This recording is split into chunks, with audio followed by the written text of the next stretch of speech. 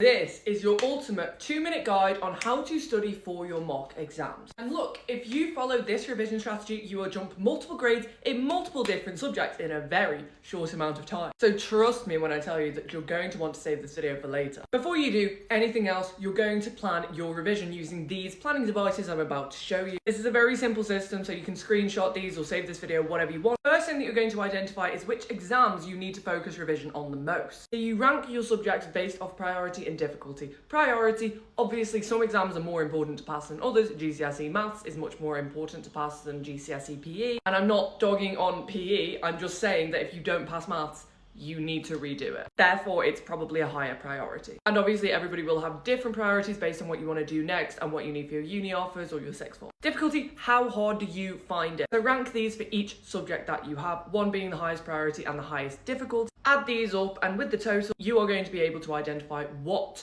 exam is most important to revise for. The lower the score, the more important. And then you're going to select your first subject and use this template. You're going to identify your weakest topics, because not everything is a weakest topic. Why you are finding it difficult, are you struggling to get the marks in the exam, do you not understand what the issue is, what needs to be resolved, how important this is, how often does it come up, and the action that you are going to take to resolve it. Now you are well prepared to start your revision. For those things that you don't understand, you're going to go to your teachers. You are still in school. Just go and ask them. Your teacher is always your first port of call, but if they're not available for some reason, then go and find the answer online. Go and search your question into Google. Go and find the answer on YouTube. If you still don't understand, then go and ask AI to explain it to you like you're 5. When you are working on these weakest areas, because this is for your mock exams, you want to be focusing on making revision resources. When I was doing my GCSEs, I remember in biology, I was really struggling with meiosis. I made a massive deck of flashcards on them. I forced myself to come up with questions to put on those flashcards, not just copy and pasting off a website. This is an active revision in itself.